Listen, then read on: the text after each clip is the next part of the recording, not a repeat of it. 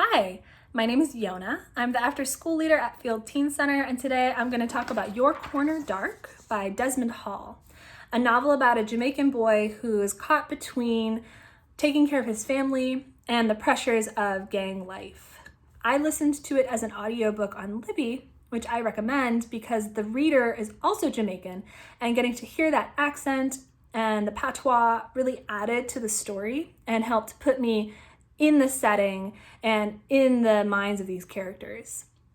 So Frankie Green has worked really hard to do the best he can in school and earn a full ride scholarship to an American university so that he can leave Jamaica and have a chance of getting a real well-paying job, because those are not easy to come by in his tiny rural town in Jamaica.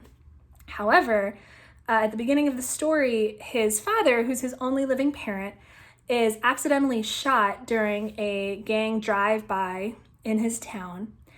And unfortunately, his father and his uncle have a lot of tension between them. So although his Uncle Joe, who is the leader of a posse or a gang, he has money because he's the leader of a gang, they're selling drugs, he doesn't want to give the money to Frankie's father because they're having a fight.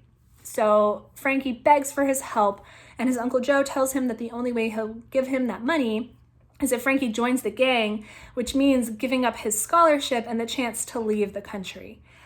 As you can imagine, things go from bad to worse as soon as Frankie is in this gang.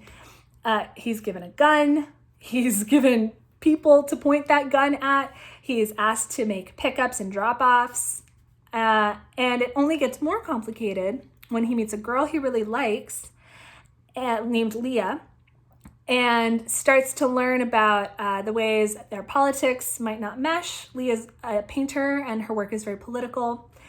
And it turns out that her father has a stake in Frankie's status in the posse. I don't want to say too much about that, but it's pretty juicy.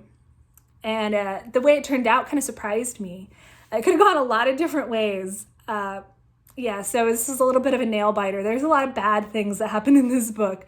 There's a lot of character death in this book too. So if that's something you're sensitive to, this might be a book for another time. But I did really enjoy it. We get to see Frankie really puzzling through some of these problems and the state of politics in Jamaica kind of by himself. He's just coming into adulthood. He's just finishing high school. And the adults around him aren't really able to give him good answers because his mother's been dead for a couple years, his father's in the hospital, his uncle is kind of the next best adult and is leading the gang. So Frankie has to kind of figure out where he stands and what he thinks about all of this on his own. And I think it's really fun to see what conclusions he comes to and how he decides to navigate the tension between needing this money and having made these commitments and what kind of person he wants to be and what he wants Jamaica to be like because he cares a lot about his country.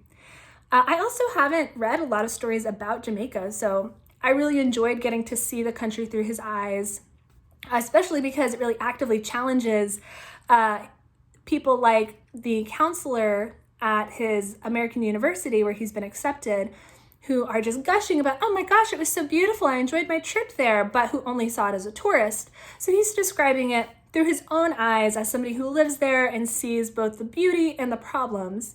And I thought that was really neat. I really enjoyed all the descriptions of different fruit and foods they're eating. This book made me really hungry. So also another morning, this book will make you hungry. It reminded me a lot of American Street by E.B. Du Bois, which I also recommend. If you liked that book, you will probably like this book and vice versa.